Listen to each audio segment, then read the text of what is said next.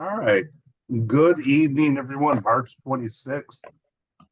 Last Zoom call we will have in March and already getting April. So we're already, was that?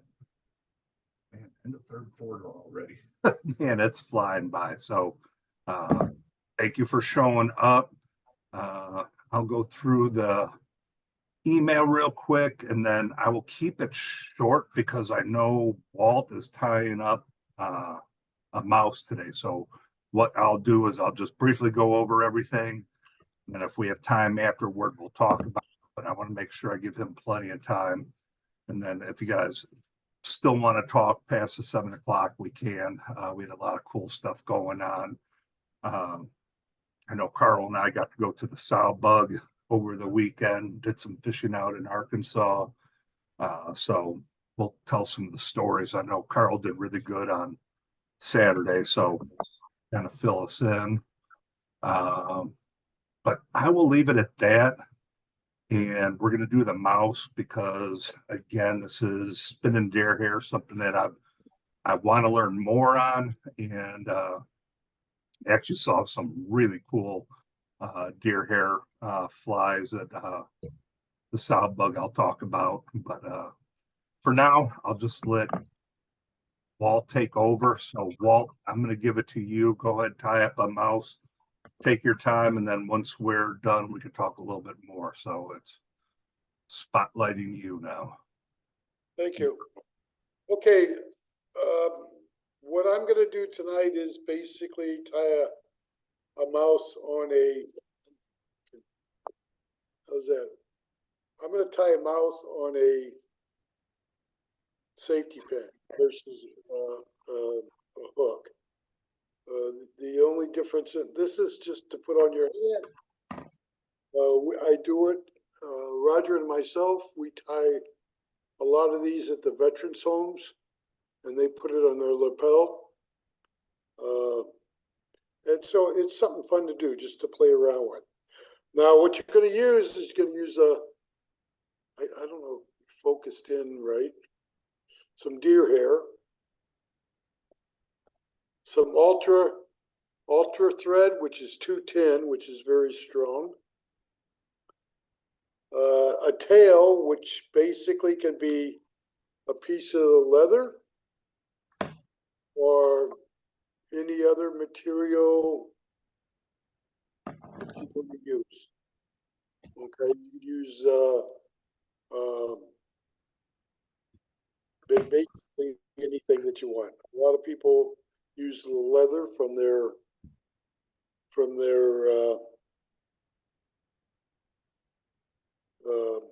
deer hair.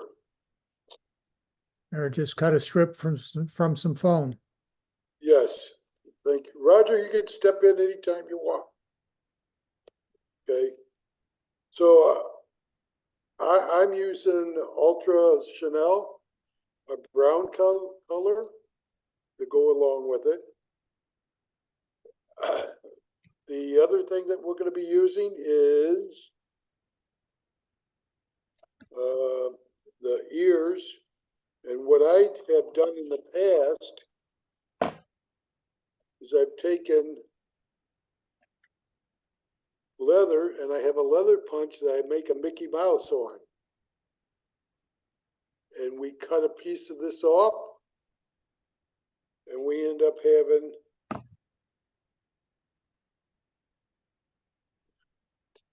two ears.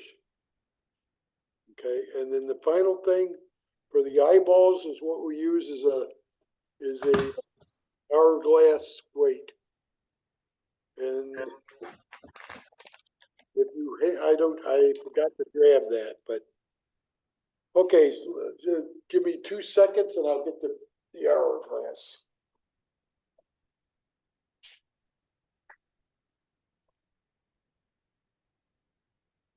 Walt has left the building. Okay, so And we'll all be it right back. vary the color of the deer hair, the color of the hourglass, be evil red or white and black, whatever you want your mouse to feel like to people, you know. Now, one of the things that I've acquired is these containers to put your beads in, get it at, Hobby Lobby, and they're really nice. You put beads or hooks.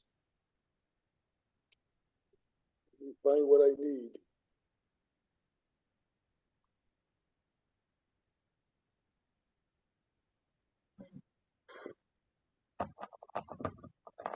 Well, you keep on coming in and out. I wonder if you're all there or not. I have never been all here, so don't worry about it.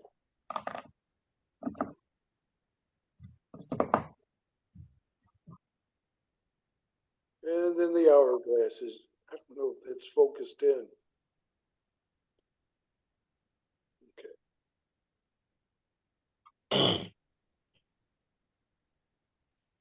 This is kind of like one of those Harry Potter movies, isn't it?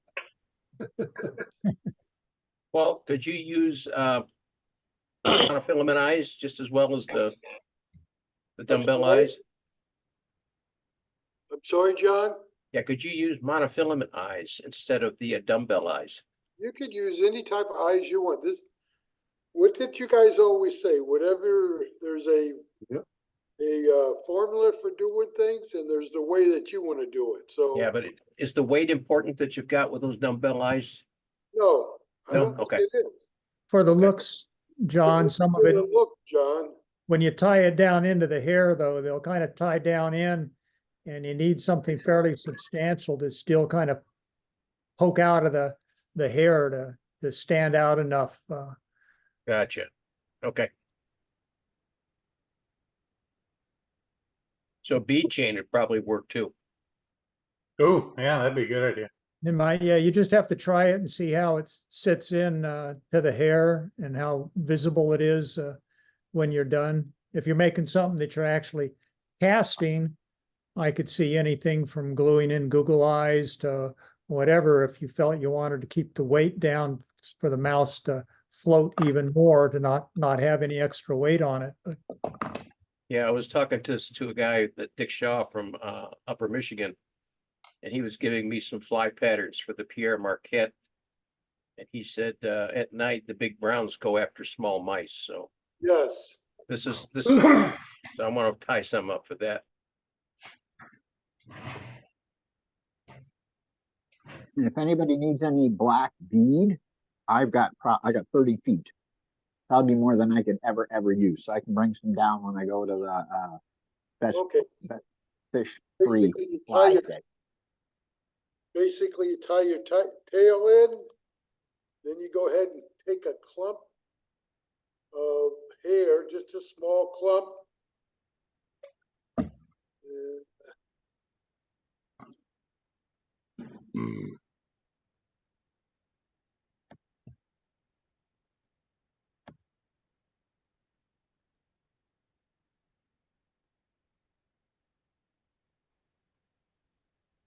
just take the hair and you just kind of clean out the undercarriage, and you lay it on top of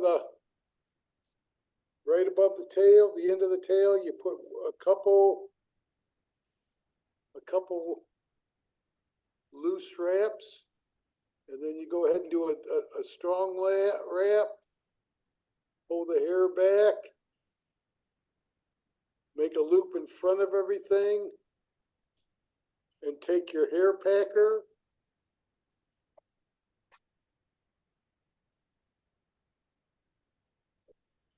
which is a variety of types. Slide it in over the top and press it in to go home. And Hey, Walt, I could not find that hair packer. Who's that, John? No, Bill. This is Bill. Okay, well, I could not find that hair packer. So if anybody's got a name or something for it, I know it's made in New York. I looked in the town of New York, but we'll talk about it later. I'll let you finish. yeah, please, if you, I'll give it to you yeah, at the end of the. I was gonna say, if you guys haven't spun the deer hair at all, main thing is, to get your bunch. I'll usually start with a little smaller bunch. You can put a sizable bunch on at once if you want, but I'll usually hold it just above where we want the tie-in, and then take at least 2 loose wraps, if not 3, because when you spin it, that hair and the thread is going to go around. If you only have like 1 wrap around there, it'll actually pop out of that wrap. So you want 2 or 3 wraps, and then you just, as you pull it down good and tight, weave your way through it and continue to give it a couple more turns as you weave through that hair. So just go ahead, like I said, if you can see me, you go a loose wrap, couple loose wraps over, and then do it tight. And then go in front of the wrap with the line a couple times, pull back, take your packer, put it in over the hook, and just put some pressure on it. And you're gonna be doing this all the way up to it's repetitious.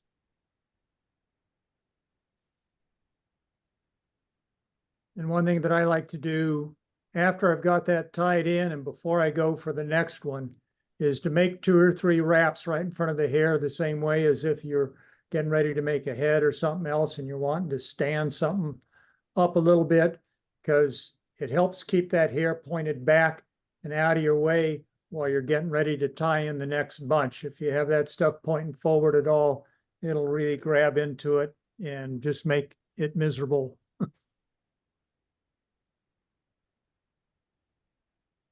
Pull back on it, wrap around a couple times, pull back, and put the stacker on. I should have probably had a couple of these made up in different stages, but you're gonna just have to live with me. I'm sorry.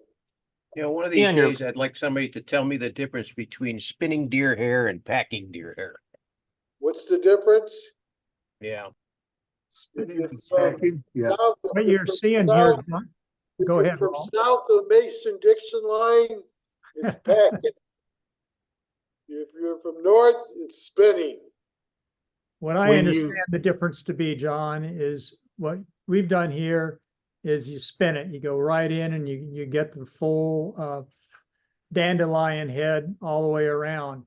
When you're stacking it, you actually hold it in and you hold it there as you tie it down so that it doesn't really spin. It just stays on one side of the hook and one sector Yeah. of it without going all the way around.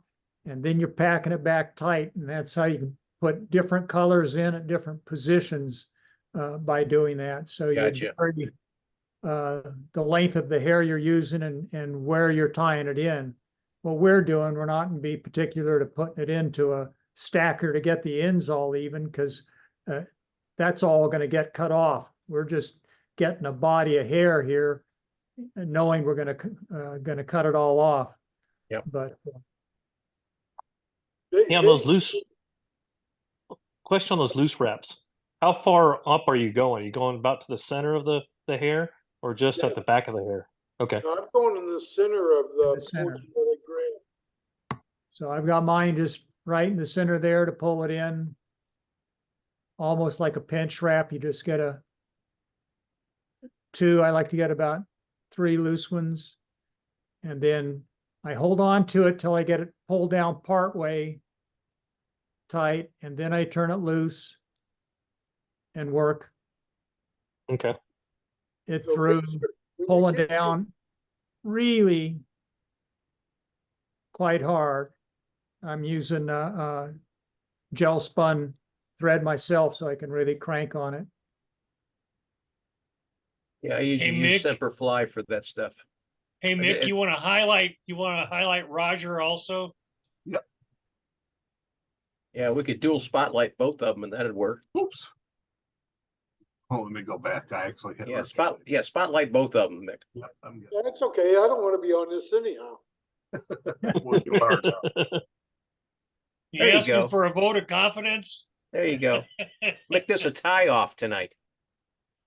All I can say is I taught Roger how to do this. So I don't care. So I'm taking a pretty good sized clump at a time here. Just trying to get it. Okay, if you could see about just, a nice little clump. I'm getting very, a fuzzy,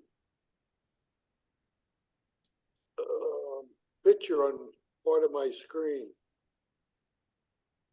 That's because you're not all there, Walt. Well, Hey, Walt, you half it's- the time, Terry. hey, Walt, it's because you've got a filter to blur your background. So when you're not exactly in it, that's why you kind of disappear sometimes. Yeah, I don't understand what you're talking about, but Yeah. my guess is he doesn't have a filter. It's just that the camera he's using got a very short focal length and they're out of focus in the background. So that's a, it is. The background is, Are you using your computer, Walt? I'm sorry, yes. Yeah. So yeah, you got a filter on, but Yeah. it's all right. Now, when you're planning this out for a while here, you just stack and making a body. But you got to remember that you got to leave probably no more than about the 2/3 way up point here. Is you can put the ears in, because then you have to have enough room to get some hair, just a little bit for maybe one more tie-in, and then you can throw the eyes in, and then you have to get in front of the eyes enough room to create a bit of a snout and trim it down. So you don't want to, you got to leave yourself a good bit of room for doing those last little parts of the mouse. And if you're using a hook versus if you're actually using this for fishing, what you're gonna take is about a 30 pound line, mono.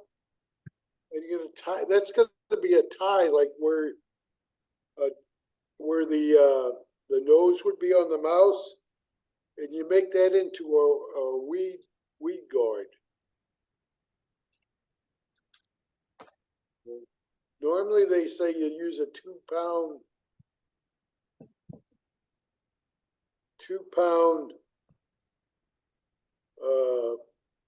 a number 2 hook, I should say.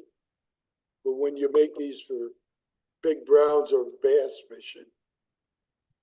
When you're doing them on the safety pin, the other thing you'll notice is you come up, the hairs will start catching on the end of the safety pin here where it loops around. But that's also where you're starting to get towards the head and forming down towards the nose. As you get into those points, I'll pre-trim the hair to be a lot shorter so it doesn't catch there as it spins around nearly so much. Because I know I'm cutting it off anyways, and having it long just makes spinning it hard.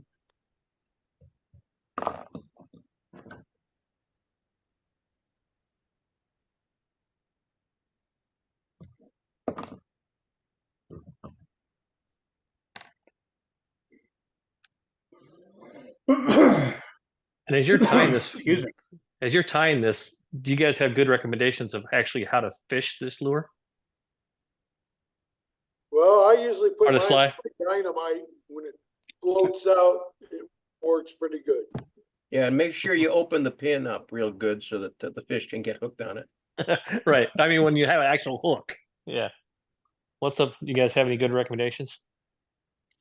When I Never fished fished this it. in To be when I fished it in the past, for I my just tie this I've to the I veterans fished at one, night that's for about- mice before, and basically what I did is I threw it out into kind of near the bank on a deep pool, and just scurried it back to me like I imagine a mouse would swim across the water, and it seemed to be productive. So, and I fish deer hair poppers for bass, and I just throw them near weed beds and pop them back and make a lot of commotion. And the nice thing about throwing those big bugs is you don't have to worry about a nice gentle landing on your cast, because you're you know, a mouse hitting the water isn't gentle. So Right. that splash is you know, is what happens. So yeah. Thanks. What happened to Walt? did we lose He Walt? vanished. There he is.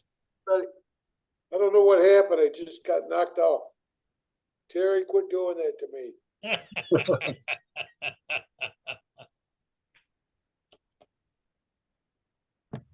Walt, while you were Maybe it's gone, under the Roger pulled basement ahead. with, As you can see, if I'm know. just pulling and keep maintain a pull, and it'll slowly keep twisting on around that pin till you finally get it nice and tight. So I'm at the point that I need to put some ears on, if not too late. So I stack it back. I'm at the point that I'm putting my ears on too. Now, with the ears, if you notice, what I have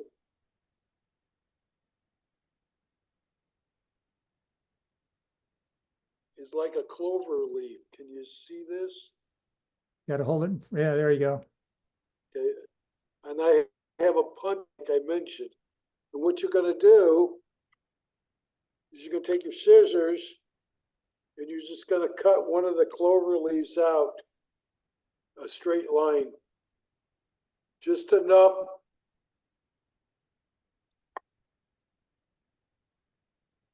to have a little tie down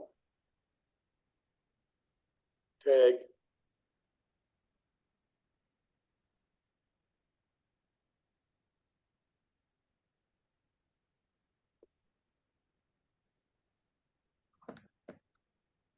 Notice. Whether it's tough. So you go ahead and just put that on your hook. And you tie it in. Which is not necessarily the thing to do. A lot of adjustments. Right, Roger? Oh, yeah.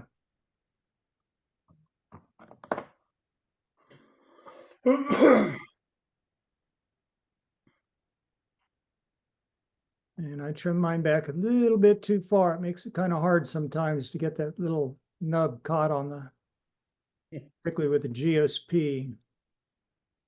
You got a couple loose wraps, and I can push the whole thing back, and then go for a few tighter wraps on that leather to hold it in there. I get fairly tight because I want to come back in and snip out as much as that little stub as I can, so that the next layer of spinning hair will have some place it can slide up the shank on. So it usually only takes one or two more little bundles between the ears and the eyes. You know, I would think you could almost do that the same way we put wings on a dry fly. Using quill. Get a piece of leather and trim off two ends of it, double it or tie it on, fold it over, and then tie it back.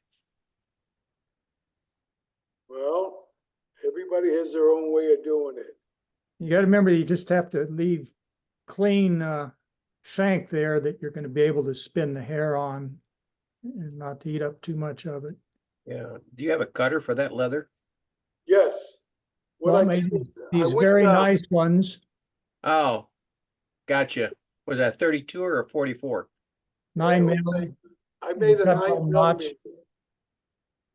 I'm That's a sorry. 9 millimeter that I made for Roger. Okay. But Was I it went 32? I'm 38? sorry, 9. 9. Okay. The other thing I did was I went to Tanny's leather shop, and they gave me a punch that I used, which worked quite well. Now on the eyeballs, what you do is you go out the best way that Roger and I came up with, more than Roger did than me, is you go ahead and you wrap around, you wrap her in between a couple times, lay it down on the shank of the hook and start making a figure 8. And that will kind of stabilize it into the hair or the body of the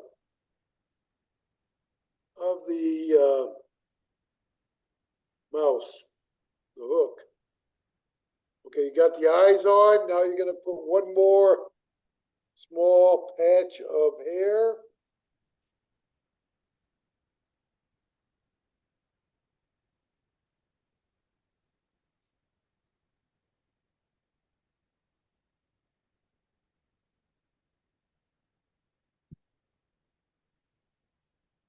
And you got to For me doing the remember, eyes, I'm sure you guys do it similarly on these, is I just hold it from one end and I make one wrap right around the set of eyes. Now you can put your fingers on either side. So I got the thread wrapped around it. So now I can hold it up where I want it, bring a couple wraps around the shank itself, and then start working a figure eight. I found that the easiest way to get it up in the original position that I want it. and then I guess what you could do is you could use a whip finish and finish it off, or basically for this bobby pin, I just use my fingers. Tie it off on.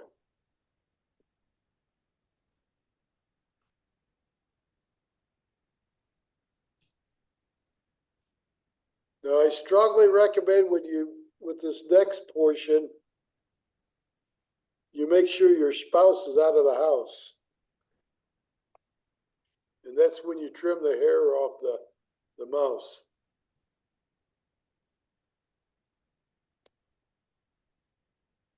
Okay, there's the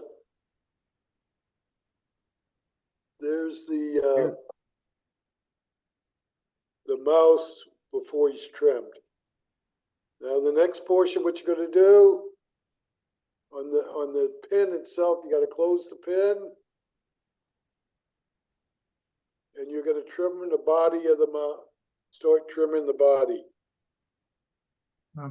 I'm still making the head, but this is what I was talking about before. I've got this bunch, and I am probably going to trim it off about right in there to shorten it up considerably so it doesn't get caught up as much on the bobby pin when it spins. How much of the underfur do you get rid of?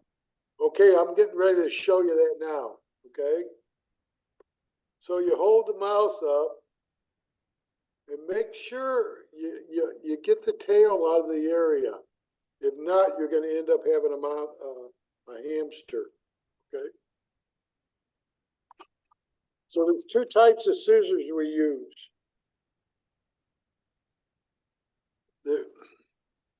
There's a straight and a curve. Okay. When you do this. And I only use these scissors on making mice because they're fairly expensive. So the bottom portion of the mouse, basically it just goes straight across the mouse and just start cutting the hair off.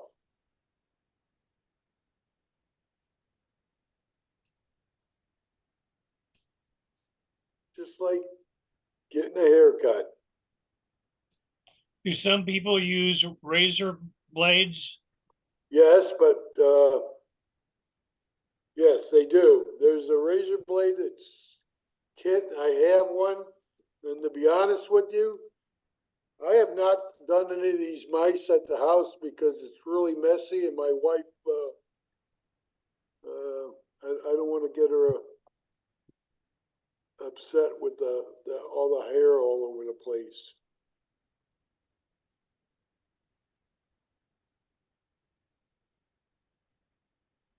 So, if you noticed, I don't know, can you guys see this? Can everybody see the way it's cut? So you cut just along the base of the hook or the razor blade, making the bottom of the mouse flat. Now, when you're doing this for trout, they said that the mice, when they swim on the water, they use their back feet. So what you could do is when you make the ears, just carve them out a little bit and tie the little feet on the back end that would move around in the water. And that's for if you're using a hook. It's supposed to imitate a mouse swimming across the pond. Okay. Then you just start trimming around the face of the mouse, getting rid of some of the hair. Try not to cut too much. Just kind of go in a circular motion and trim out the face of the mouse.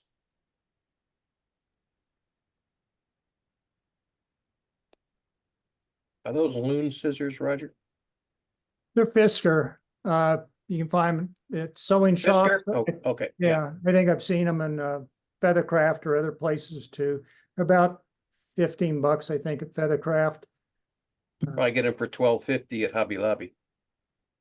So, yeah, you'll find them in the sewing department.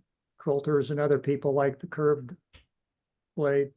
I prefer to take and in my hand start doing the shaping once I flatten the bottom, where it's about just below where the closed portion of the hook is. Then I can start at the back, and the hair tends to stay put as you're cutting it even more if you're cutting against the grain. And then with the curved scissors, just start coming forward with a little curved shape.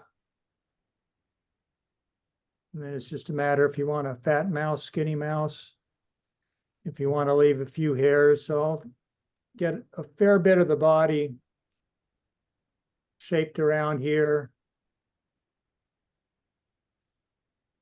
You just keep turning the mice and just cutting the tops of the hairs as you go around the mouse. But then the next thing I'm going to do is, see, this is the front of the mouse here. Can't really see the eyes or ears. So at this point, I have it very roughly rounded. I'm going to come in and I'm going to find those ears, and go just below, in front of them, and just below the tops of them, so that they'll start to show. Get my hand to quit shaking.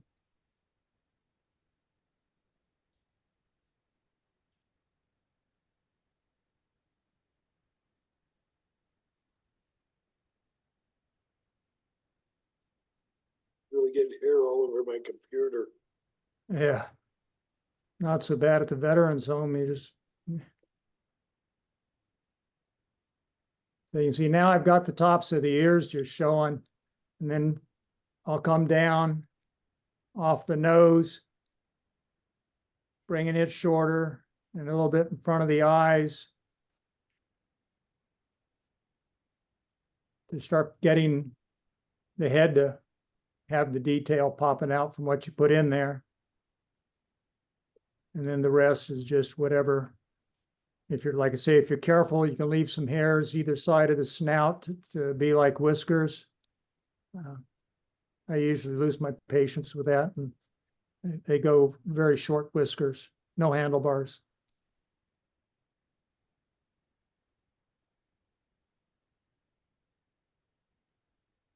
And then you definitely want to have a vacuum ready after you're through doing this stuff. In other words, no Yosemite Sam mustache, right? Yeah. And then I tend to cut in a little bit right behind the ears to see if I can get the head to distinguish itself a little bit more. that's just little things to make it look pretty to you. If, I mean, just the very broad shape would probably be enough for fishing.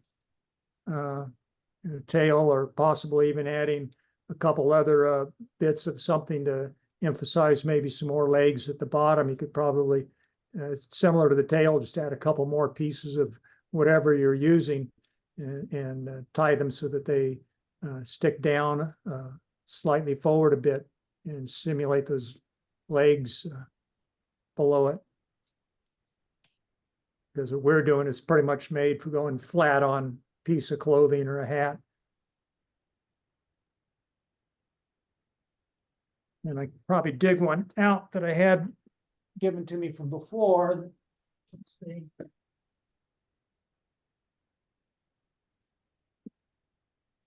Where Walt was talking about a weed guard. I lost everybody. So you can see that's attached to that heavy monofilament. So you tie it in at the tail back here. Then after you're done, you, just like you're making eyes, you burn and flatten. You can see that.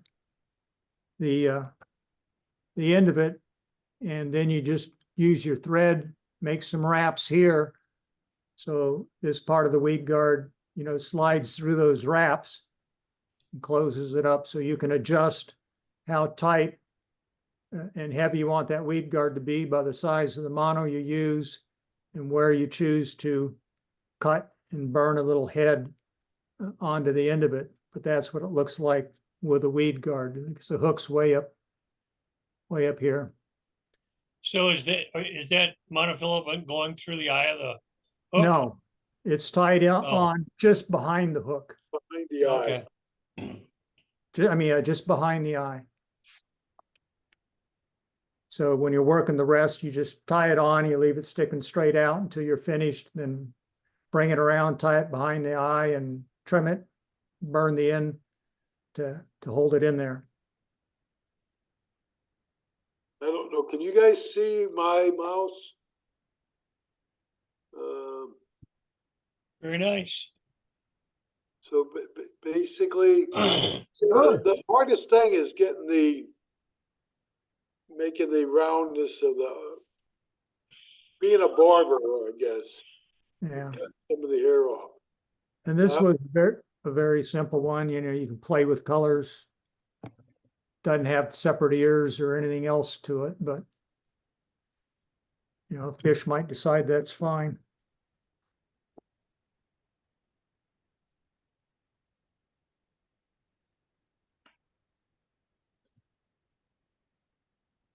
Questions? Comments? Now those are the deer hair bugs. You're right. I used to tie a lot more deer hair, and when I first got married, I think my wife and I've been married about a year, and I had tied up something in purple, and I trimmed that deer hair in our living room in our apartment while she was gone, and I didn't know if we were going to make it to our second anniversary. She was, and now yeah. So if you're going to clip that, do it on a tile floor or in the basement where no one cares, because Well, I'm in the basement and I think she's gonna care. Yeah, I'm in the basement, but we got a vinyl tile floor, so there you go. nice and slicked where you can vacuum it up. Well, I think the Yeah, biggest it problem does. It does get everywhere. Hey Mick, if we've got time, I tie a different mouse pattern that I fish with. That's Go for quite it. a bit lighter. If you all like to see it, Yeah, I go would. for it. here's the fly. So it's got a canvas back, and this is the underside, and then here's the tail. So I tie it up. This is a fairly large. It's a partridge predator fly, so it's a big hook. And What size hook do you use, Trent? Do what? What size hook do you use? This is a 2. Okay, what's the gap? How big a gap is it? I'm going to say the gap on this thing here. The gap on this hook's about about a half inch. Half It's to a, three it's a, quarters. it's a perfection bend. So it's a true circle. Yeah, Can you see that? It's a big hook. But I only fish these at night for big trout. So I'm not. So I just start my thread base right at my tip of my hook. I'll make this. This is a pretty quick tie, by the way. So start my thread base down. And when I do for the tail, I use a zonker strip. And what I do is I clip all the hair off of it. So I just have that leather tail.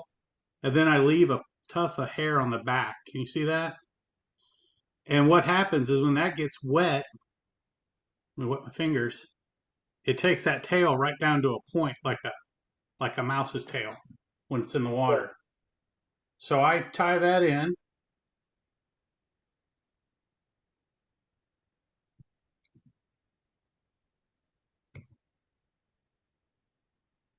And then I got some foam. It's just crap foam I picked up at Walmart.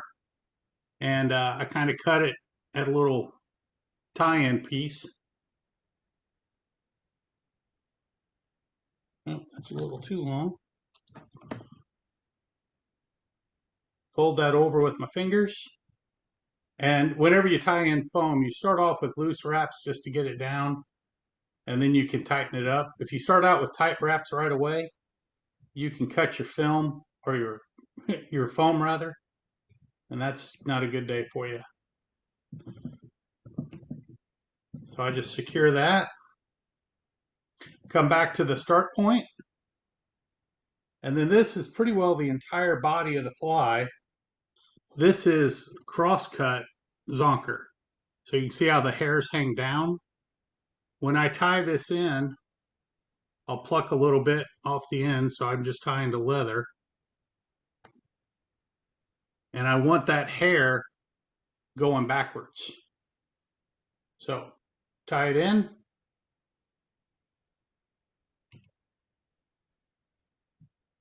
And then I just run my thread up. And I come up about maybe a 1/4 inch from the front, because that's where I'm going to want my head. And then all I got to do is I take this and I just make sure I just do touching wraps. I don't really want to over wrap it. Come all the way down.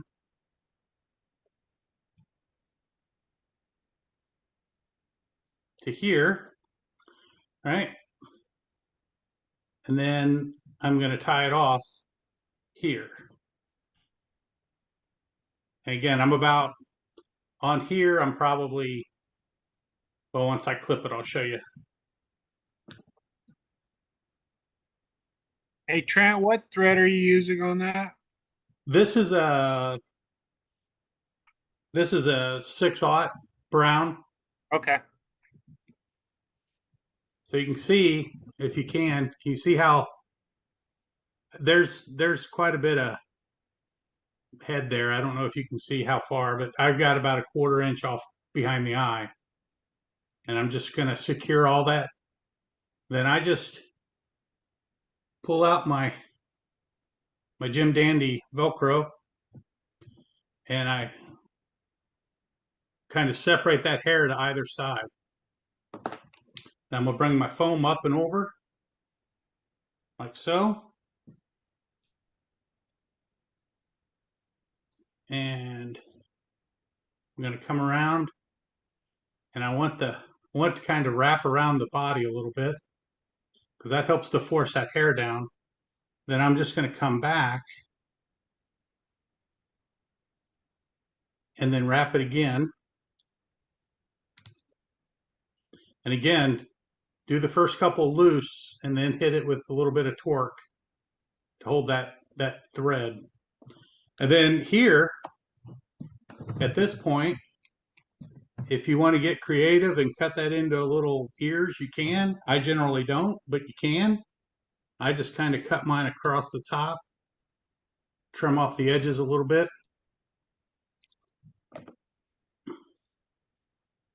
Fold the whole thing up, and then I can whip on my head.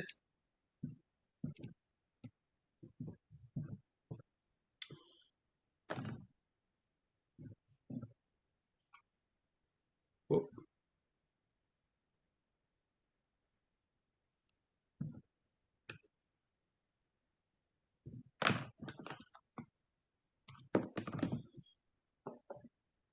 A little bit of Miss Hanson's on the bottom side, just to make sure I get that wrap glued up. And that's it. That's the whole fly. It doesn't weigh anything. It's not wind resistant, so you can cast it a mile if you need to. And those hairs, like you all were talking about, how the legs, all these little hairs, they just flutter when you're working that across the bottom. And it kind of, I guess it resembles those legs, but that would be the underside. Are And up those top- the special, oh, excuse me. This is Bill. Are those the special crosscut zonkers? I mean, did you buy them or did you make them? On what? You say a crosscut zonker?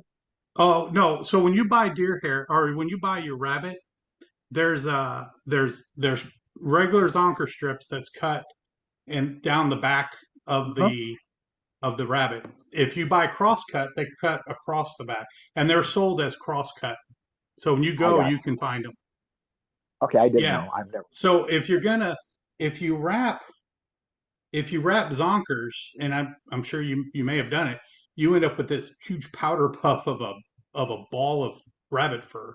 But if you use the crosscut and you wrap it to where it's going backwards, it'll lay down just beautifully for you on your fly. But these are mine, and I tie them in tan, and then I also tie them in all black. Because when I'm fishing at night, I tend to just use black flies anyway, because at that point it's a silhouette game, not a color game. So, but these are my mouse patterns, and I just thought I'd share them with you because these aren't quite as wind resistant as deer hair can be. So You anyway. put a That was weed guard on them. Well, really awesome. Thank you for sharing that. It was really Yeah. cool. do put a I put a weed- what on it? Weed guard. You can. I generally haven't, but you can. And when I use my weed guard,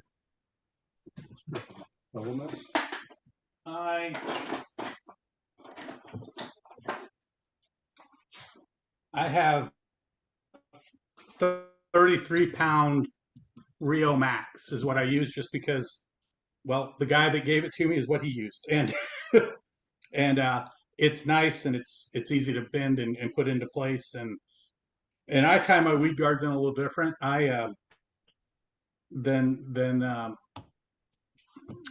Walt was showing, what I do is and Roger, I tie mine in the back just the same way they do. I measure it to length, and then I gnaw on the end to flatten it, and then I have a flat surface to tie with. But I like theirs. That's pretty cool. I never thought about making it that way. I could set it where I want it before I tie it in, because sometimes I get them a little too short, and I'm like, well, I guess this one won't have a weed guard. So Very nice. All of them are nice to flies. Weed guards are just suggestions. Yeah. Oh, can anybody, hear me? Yeah, we can hear you. yes, Okay. On the,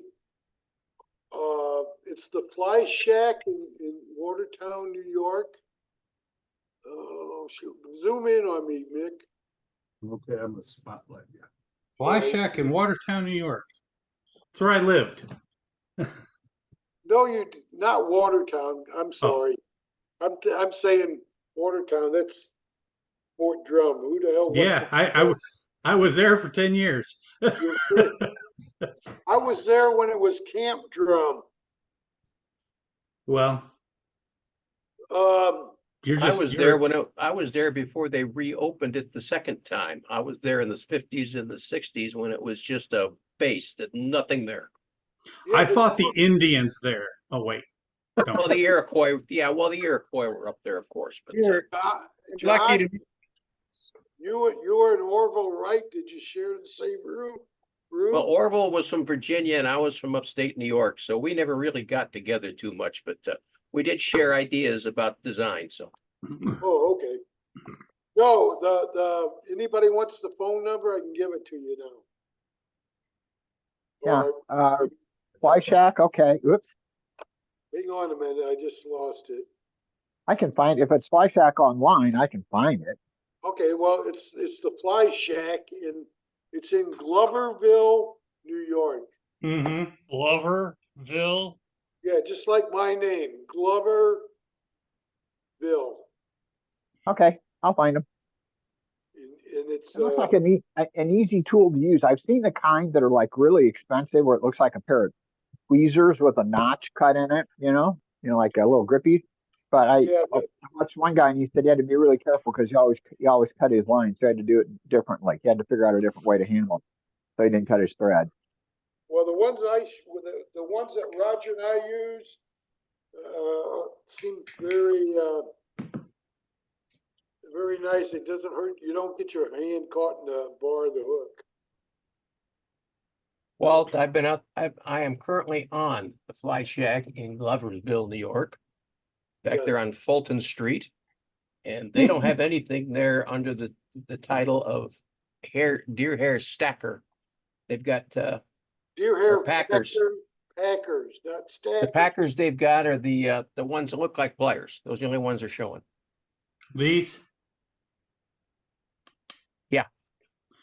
Well, these came from Pat Cohen, who's from Mechanicville, New York, and he's pretty popular up there for spinning deer hair. So, although he's a tattoo artist and he kind of has quit tying, he went back to tattooing. It's easier money for him, he said. But Never mind. I found it. It's there. It's called a hair packer. It's $6.99. Okay, well, Called a hair hacker. Packer, John? hair packer.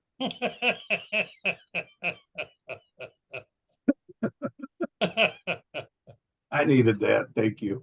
you can go ahead and get me It's out. been one of those days, hasn't it? Okay, so That's cheaper than the other ones you find out there for $50. does anybody have any questions about the actually making the mouse or anything? No, it looked good though.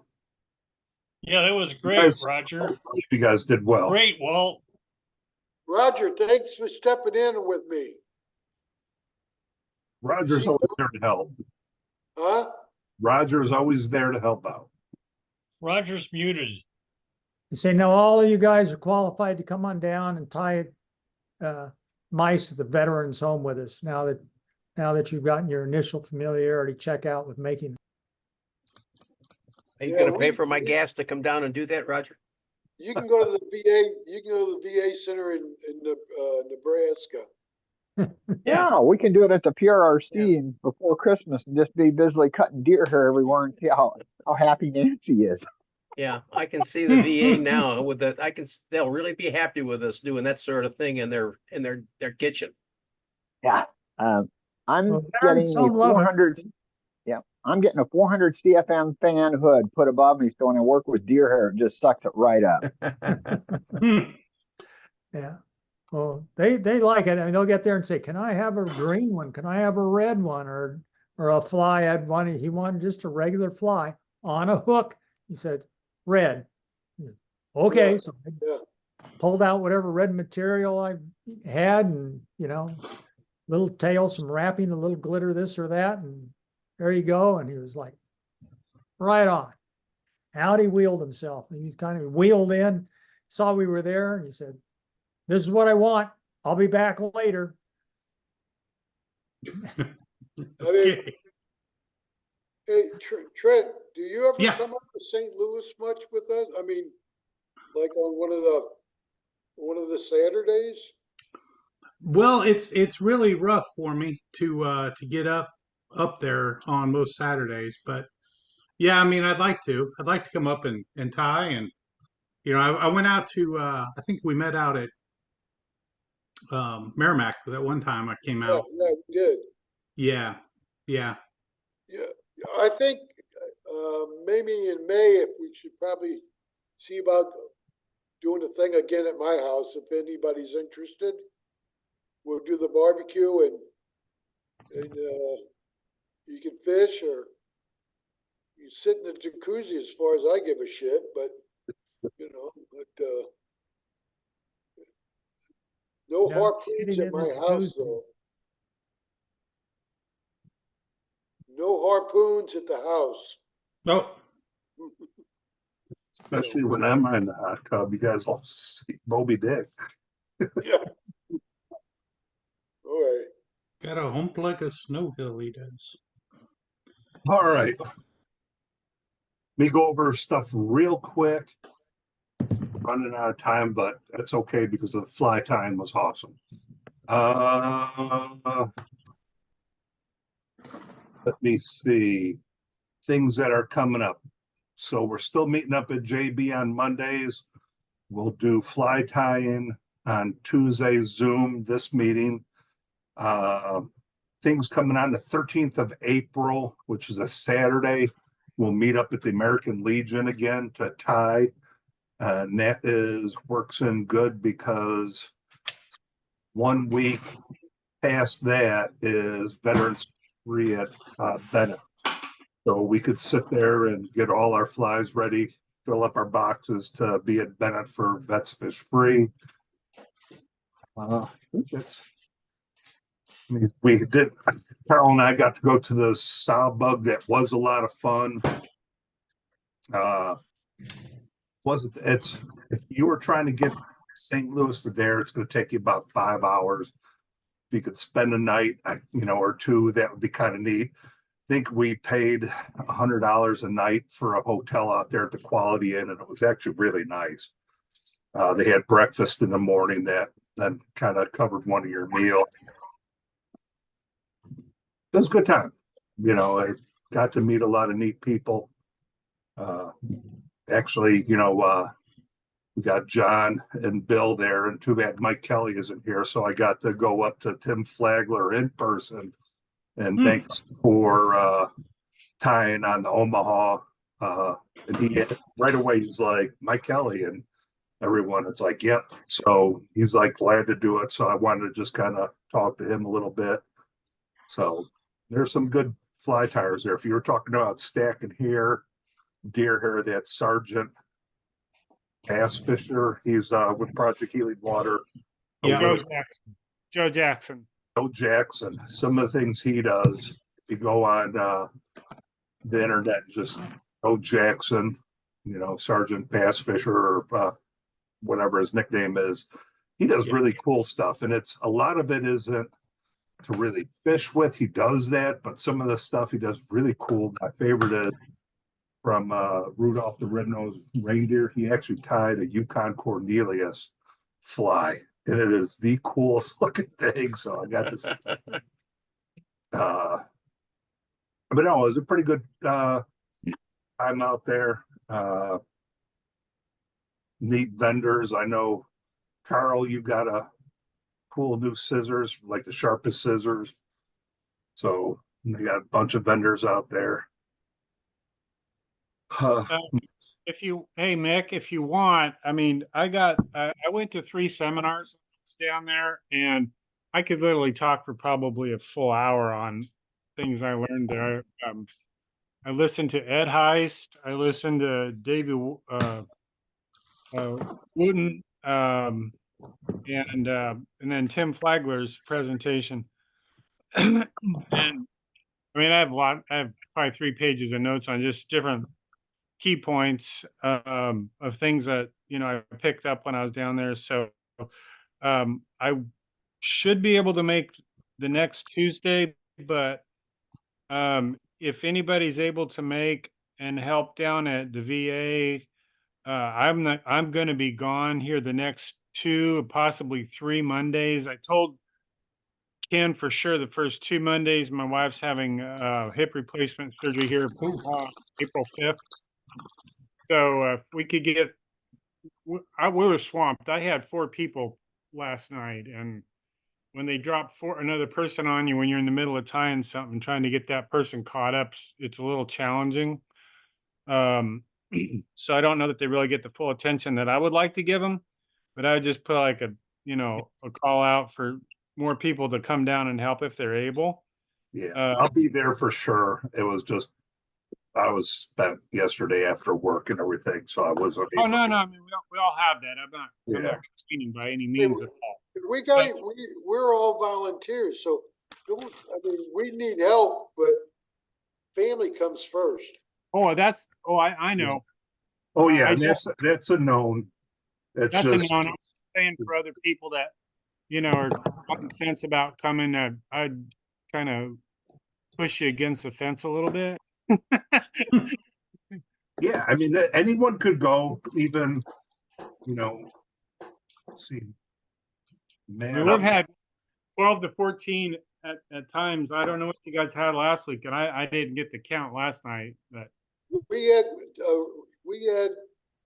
I want to say 18 to 20, like, with how many did you have at your table? 4? I had 4. Kenny had 4. I think Kenny, as we were heading out the door, said we had 11 total. Is that Yeah. what he said? It's tough to do. I have a hard time doing 3, 4. We got through it. I'm not complaining at all.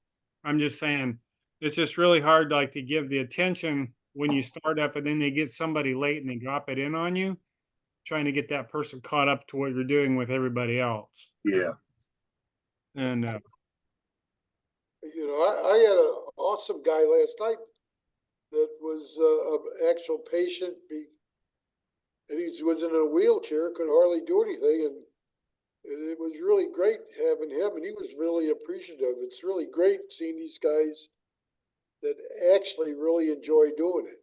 oh yeah, the guys I had last night were all into it. They were flipping out when we did a woolly booger. I was going to do a little bit of a gurgler type thing, and they kept piling people on me. I'm like, forget that. I'm not even going to try that. We're just going to shifted gears and went right into the woolly booger mode, and because I knew I could get through that pretty quick, but lots of questions. But the guys last night, they were awesome. When I started wrapping hackle for the woolly burger, they were like, "Oh man, that's so cool!" And when you see that, you're making an impression on them, and that's cool. To be able to get them to get interested in it. I got a bill this morning from the janitor service up there for the mess that I made, though. yeah. Also, if anybody's inclined to teach casting, there's going to be, come this summer, I'm going to have a pretty good spell. I'm going to be gone. So every time I've had 1 or 2 people, if not wanting to try some casting. So either one, come talk bullshit. If they need more help tying or casting, it's great to have you. We'll need to kind of ramp up our personnel a little bit. So it sounds like we're going to lose Carl and Roger for a little bit. I'll make sure I'm there. My brother's coming in from Washington on the 15th, but he's a fly fisherman, so maybe he can come up and help with a couple things. Cool. We are going to go veterans fishing. You did say he can get 3 tags, though, Vic? Yeah, for veterans, yeah, that should be fine. And, we'll give them a blue tag, and for the most part, you got the blue tag, it's veterans fish free. So you're a veteran, you fish. The park rangers will be out there, but they'll be there to help if anything. So it'll be fun. Well, anyway, Mick, what I was going to say is if you want me to, I could talk about what Ed Heiss talked about. Perfect. I'd be glad to volunteer that for next Tuesday. I'm pretty sure Yeah. I'll be able to do Yeah. that. I'll send you an email on a synopsis or an outline of it.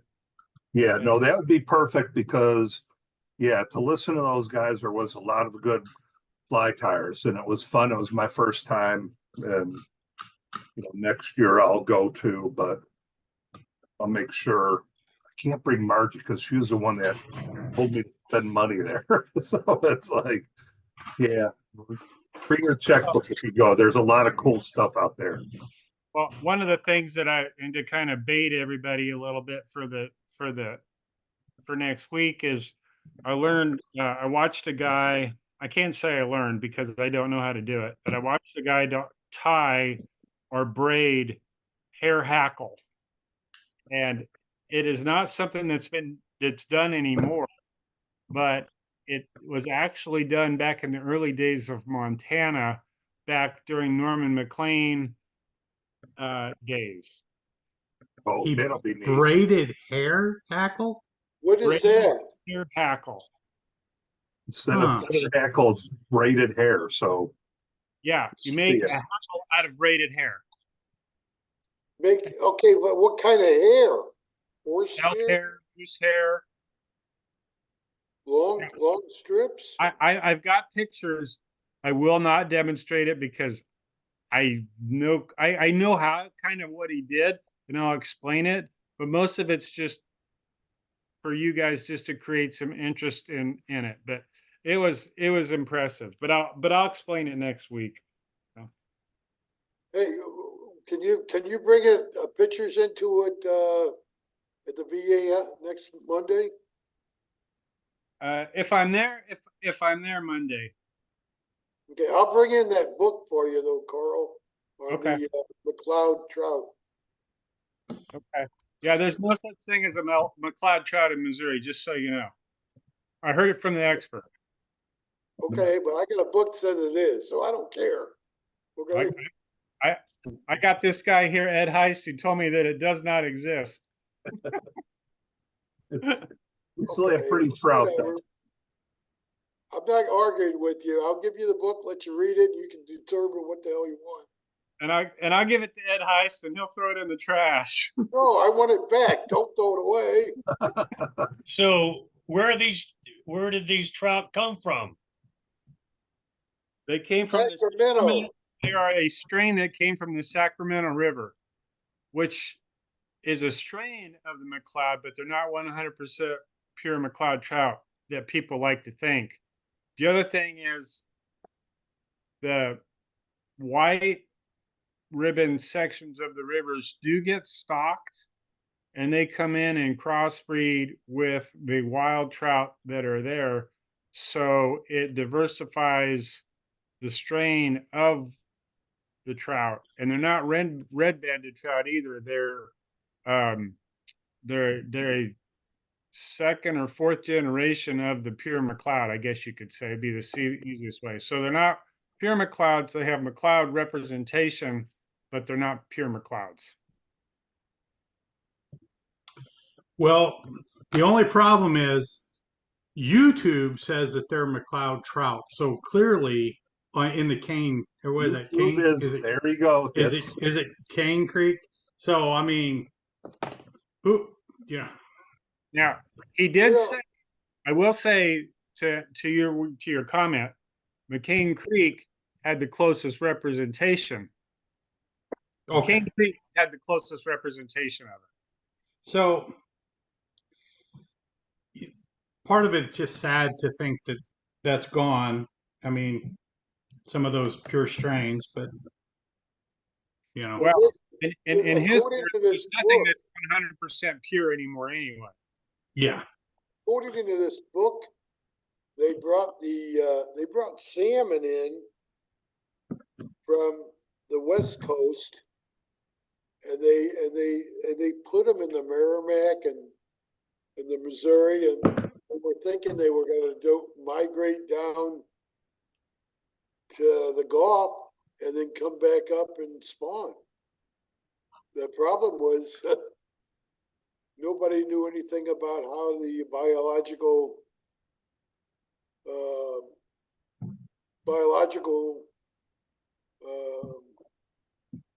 of Pacific salmon is. So it was just kind of interesting to read this book. Yeah, Yeah, no, I'd be interested in reading it. I'm sure Ed Heiss has read it. He's at SIU at Carbondale, fishery geneticist. Oh, well, he's from Illinois. You can't trust him. I went to He's just gonna Carbondale, make so stuff gotta up. trust me. I'm a Saluki. Oh, wow. Now everything's suspect. Yeah, Mick, that's Chicago. Who gives a shit about Chicago? no, it's Carbondale. I went to SIU Carbondale. Oh, Well, Carbondale's a long ways away from Chicago, Walt. I can show Look you. at that. Like, thank Look at that. you, Well, thank you. I've been there. Walt just says if you're east of the Mississippi, you're in Chicago. The whole state. It's all Yeah, the whole all state's Chicago. Chicago, according to Walt. Yeah. It's like New York. If you're from New York. Oh, you're from Brooklyn? all righty. So thanks, Carl, for volunteering for next week. That'll be a lot of fun. So again, man, it's gonna be April already. So we're cooking through this year. So we shall see. So again, things coming up, the JB on Mondays, Tuesdays, Zoom, Thursday Zoom call, but that's out of the Omaha. And their info is on the email. 13th of April, American Legion. It'll fill up your fly boxes for Bennett Spring the 20th. So that'll be here in no time, and then we'll actually be into May. So, all right. So if you guys need anything, holler, text me. If not, we have a good Easter. Spend time with friends and family, and then we'll see you on Monday. Yeah, If- everybody have a great Easter, and Mick, I'll send you an email on some of these stuff here. So Cool. Hey, All right. Mick, Yes. Right hang on. on 1 second before we get off. Just Sure. I need to ask you something. Yep. Let me stop recording.